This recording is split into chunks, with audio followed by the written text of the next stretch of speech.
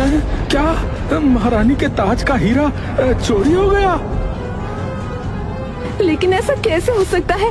राजमहल में तो इतना कड़ा पहरा रहता है और इस पहरे के होते हुए भी रानी के ताज का हीरा कैसे चोरी हो गया? हे भगवान, चोरों ने तो महारानी के ताज तक को न छोड़ा, तो हम आम जनता कैसे किसी पर भरोसा करें? राजमहल में सिपाहियों, तुरंत शाही कोतवाल को प्रस्तुत किया जाए। मेरा हीरा से जड़ा हुआ ताज बिना हीरे के ऐसा लग रहा है जैसे बिना आत्मा के शरीर हो। महाराज, मुझे अपना ताज का हीरा चाहिए। अरे महारानी जी, हम इस ताज में उससे भी अधिक कीमती हीरा लगवा देंगे, आप चिंता ना करें। तभी कोतवाल वीर प्रताप भी आ जाता है। महाराज, आपने मुझे बुलाया? वीर प्रताप, अभी तो तुम्हें पूरी बात पता चल ही गई होगी। हाँ महाराज, मुझे पता चला, लेकिन इतने कड़े पहरे के बावजूद महारानी के ताज का हीरा कैसे चोरी हो सकता है? इसी गुत्थी को सुलझाने के लिए तो हमने तुम्हें बुलवाया है। वीर प्रताप जहाँ पर ताज रखा हुआ था उस जगह को अच्छे से देखता है। तब उसे एक पायल का घुंघरू मिलता है। महारानी जी, ये घुंघरू आपका है क्या? नहीं, इस तरह के घुंघरू वाली पायल तो पारो पहनती है। लेकिन पारो है कहाँ? महारानी साहिबा, पारो तो कल रात से हमें ना दिखी, और इतनी बड़ी चोरी हो जाने के बाद तो उसे यही होना चाहिए था। कहीं चोरी पारो ने ही तो नहीं? नहीं महाराज, पारो और मैं 20 साल से एक दूसरे को जानते हैं, वो ऐसा काम नहीं कर सकती। ऐसा कौन हो सकता है जो महारानी के ताज का नीलम चुरा ले? मुझे तो ये बहुत बड़ा चोर लगता है। कहीं ये बसंत का काम तो नहीं? कौन बसंत सेनापति जी? बसंत एक बहुत ही शातिर चोर है। वो 4 बार मेरे हाथ आते आते रह गया। बहुत ही बड़ा बहरूपिया है वो। इसका मतलब है वो तो बहुत ही बड़ा चोर होगा, लेकिन हम उस तक पहुंचेंगे कैसे सेनापति जी? वही तो सोचना है चेतन।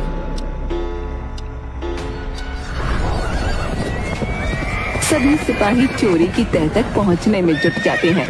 कुछ दिन बाद जब वीर प्रताप अपने घर से महल की तरफ जा रहा था, वीर प्रताप को 2 आदमी दिखाई दिए। चोरी किसने की? मैंने की है। नहीं, मैंने की है, मैंने। वीर प्रताप जैसे ही उनके पीछे जाता है, वो तेजी से भागते हुए खंडहर में चले जाते हैं।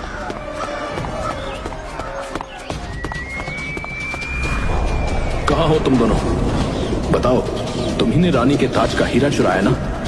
आज मैं तुम्हें छोड़ूंगा नहीं। कहाँ हो? और अपनी तलवार निकाल लेता है। खंडहर के अंदर चलते हुए उसे एक परछाई दिखती है। वीर प्रताप वहाँ पहुँच जाता है।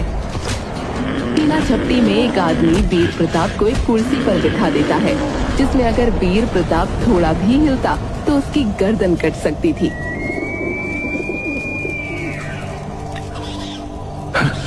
कौन हो तुम? तुमने मुझे नहीं पहचाना। मैं तुम्हारा पुराना दोस्त बसंत। वीर प्रताप? क्या बसंत? अच्छा, तुम्ही ने रानी के ताज का हीरा चुराया है।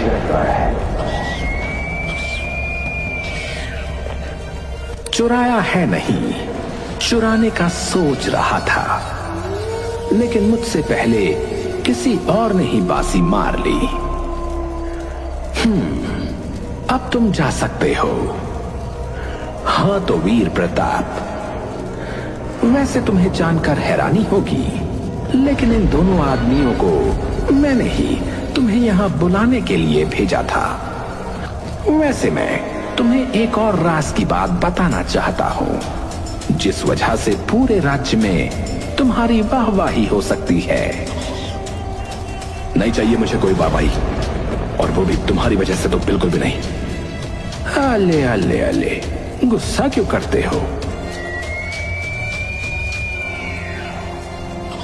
पिछली बार गांव की सारी बकरियां चोरी हो गई और तुम मुझे पकड़ नहीं पाए थे। तुम इसी वजह से नाराज हो ना? क्या दोस्त, तुम भी छोटी छोटी बातों पर रूठ जाते हो। क्या चाहते हो तुम? तुम सदैव मुझे गलत समझते हो। मैं तुम्हारी सहायता करना चाहता हूं। सहायता? ये शब्द तो सुनकर ऐसा लग रहा है जैसे भेड़िया किसी मेमने को घेरा हो कि डरो मत, मैं तुम्हें नहीं खाऊंगा। बड़े समझदार हो वीर प्रताप। खैर छोड़ो, काम की बात पर आता हूं। जिस दिन रानी के ताज का हीरा चोरी हुआ था, उस दिन एक दासी भी गायब हो गई थी। पारो नाम था उसका। लेकिन तुम्हें जानकर हैरानी होगी कि उसकी हत्या हो चुकी है। और मैं तुम्हें बता दूं कि हत्यारा एक पैर से लंगड़ा है और बाएं हाथ का खिलाड़ी है। ये देखो, ये चाकू और दुपट्टे का आधा टुकड़ा जिस पर रक्त से सनी हुई उंगलियों के निशान हैं, जिससे साबित होता है कि उसकी पहले चाकू मारकर और फिर उसका गला घोंटकर हत्या की गई है। दुपट्टे का आधा हिस्सा अभी भी उस दासी के गले में ही लिपटा हुआ होगा। तो अब वीर प्रताप, तुम्हें पता करना है कि वो हत्यारा कौन है। वैसे तो मैं ही पता कर लेता, लेकिन वो क्या है ना, मुझे बहुत सारे काम हैं। लेकिन ये सब तुम्हें कहां से मिला? शेर जब तालाब में पानी पीने गया तब उसे ये सब पोटली में बंधा हुआ मिला। और हाँ, एक और काम की चीज मिली थी मुझे उसमें। ये कुर्ता जो कि रक्त से पूरा सना हुआ था, इसीलिए चोर ने इसे भी तालाब में डालकर सबूत मिटाने का प्रयास किया था। लेकिन उसके दुर्भाग्य से वो शेरों के हाथ लग गया। बकवास बंद करो अपनी। ठीक है, लेकिन ठीक 1 महीने बाद मैं तुम्हें यहीं मिलूंगा। लेकिन हाँ, मेरी भी एक शर्त है। तब तुम्हें मुझे उस दुपट्टे का आधा हिस्सा देना पड़ेगा। तब मैं तुम्हें बताऊंगा कि नीलम कहाँ है। ये कहते हुए बसंत कुर्सी का ताला तोड़ देता है। जब तक वीर प्रताप कुछ समझ पाता, तब तक बसंत खंडहर के पीछे के दरवाजे से होते हुए जंगल में कहीं खो गया। मैं तुझे नहीं छोड़ूंगा बसंत, तो इस बार मुझे चकमा नहीं दे सकता। लेकिन मायूस होकर फिर उसे वहाँ से जाना पड़ा। कोतवाल जी, जंगल के सुनसान रास्ते पर एक लाश मिली है और आपको महाराज ने दरबार में बुलाया है। वीर प्रताप दौड़ा हुआ दरबार में चला जाता है। पहले नीलम चोरी हो गया, उसके बाद मेरी खास दासी की मौत। वीर प्रताप, जल्द से जल्द इस हत्यारे का पता लगाइए। इस चोर बसंत को कैसे पता चला पारो की हत्या का? ये क्या गुत्थी है? मुझे तो कुछ समझ में नहीं आ रहा है। पहले महारानी के ताज की चोरी और फिर पारो की हत्या का आपस में क्या संबंध हो सकता है?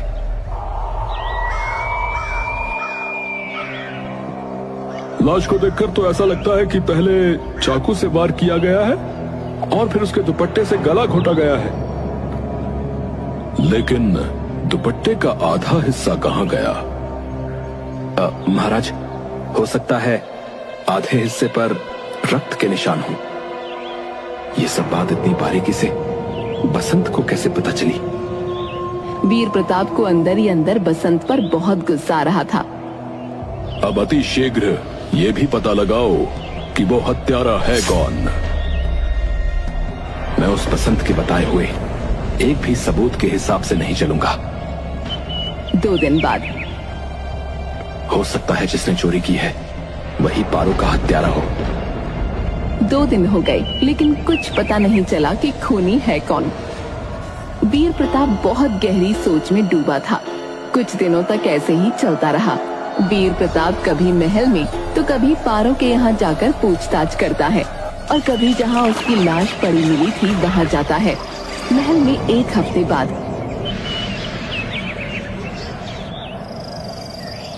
देखिए महारानी साहिबा, हमने आपका ताज फिर से बिल्कुल वैसा ही कर दिया है जैसे पहले था। अरे वाह महाराज, ये तो पहले से भी सुंदर लग रहा है। तभी वीर प्रताप वहाँ पहुँच जाता है। महाराज, मुझे पता चल गया है कि हत्यारा कौन है। कौन है वो हत्यारा? बताइए वीर प्रताप, कौन है कातिल? महाराज, ये आपका दास बिरजू। खून इसी ने ही किया है। सिपाहियों, पकड़ लो इसे। लेकिन महाराज, मैं पारो को क्यों मारूंगा? मुझे तो यहाँ आए हुए कुछ ही समय हुआ है महाराज। मैं तो ठीक से उन्हें पहचानता भी नहीं। फिर मेरी उनसे क्या दुश्मनी होगी भला? तुम्हारी दुश्मनी पारो से नहीं थी, पर तुमने महारानी के ताज का नीलम चुराया था, और जब पारो ने तुम्हें देख लिया तो तुमने उसका खून कर दिया।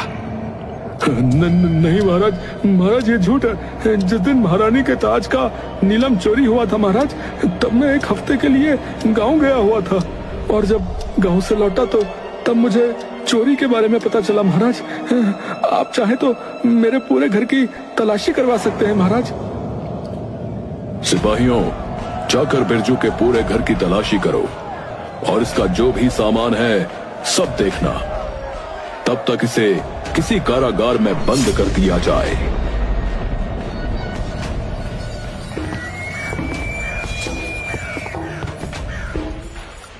लेकिन वीर प्रताप, तुम्हें पता कैसे चला कि बिरजू ने ही चोरी की है?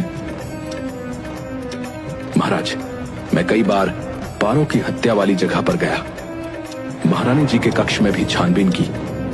वहां मुझे पारो के पायल का घुंघरू और एक कान की मुर्की भी मिली थी, और इत्तेफाक से मुझे कुछ और सबूत भी मिले थे। जैसे ही कुर्ते को मैंने ध्यान से देखा, तब मुझे ये कुर्ता बिरजू के नाप का दिखा, और बिरजू लंगड़ा कर भी चलता है। वाह वाह, तुमने बड़ी चतुराई से पता लगा लिया कि हत्यारा कौन है। वो सब तो ठीक है, लेकिन अब मुझे कोई ये बताएगा कि मेरा हीरा कहाँ है? राजा और बाकी सब वीर प्रताप की तरफ आशा भरी नजरों से देखने लगे। महाराज, मुझे बस एक दिन का समय दीजिए, मैं आपको नीलम भी ला दूंगा। बस मुझे पारो के दुपट्टे का वो आधा टुकड़ा चाहिए जो बिरजू ने हत्या करने के बाद जल्दी जल्दी काट कर छोड़ दिया था। थोड़ी देर बाद मैंने हत्यारे को तो ढूंढ लिया, पर नीलम का कहीं पता नहीं चल रहा है। इतने दिनों से मेरे सारे सिपाही उस नीलम को ढूंढने में लगे हुए हैं, लेकिन किसी को कुछ पता नहीं चला। अब महाराज से मैंने कह तो दिया है, परंतु मुझे लगता है कि मुझे फिर से उस बसंत की मदद लेनी पड़ेगी।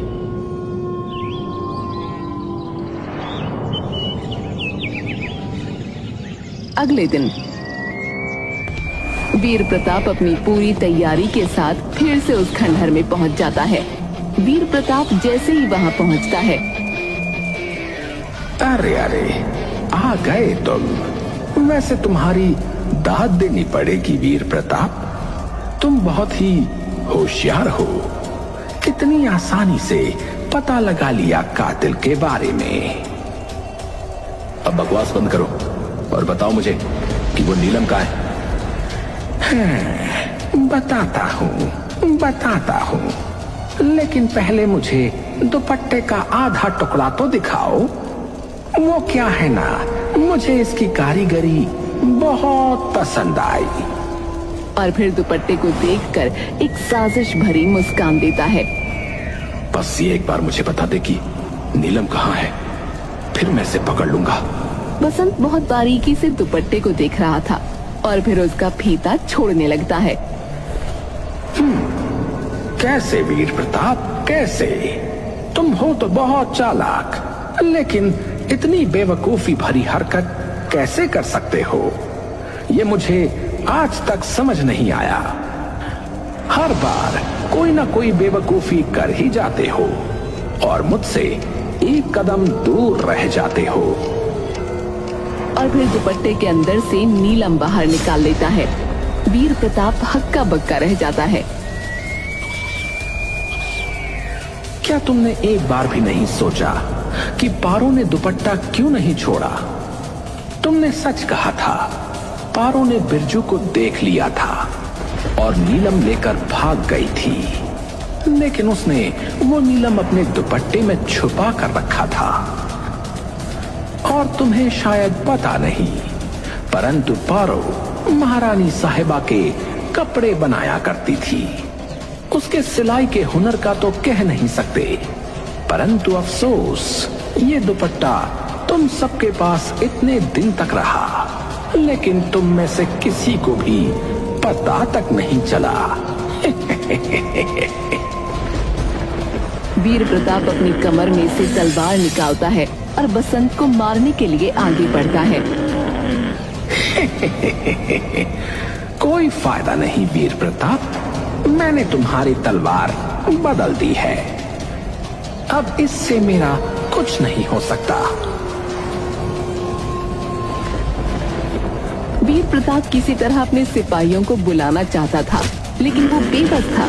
फिर भी वो नीलम को छुड़ाने की कोशिश करता है, पर नाकामयाब रहता है।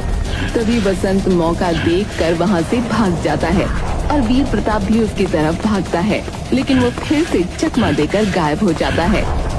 सिपाहियों, क्या तुमने किसी को बाहर जाते हुए देखा? नहीं, यहाँ से तो कोई बाहर नहीं गया।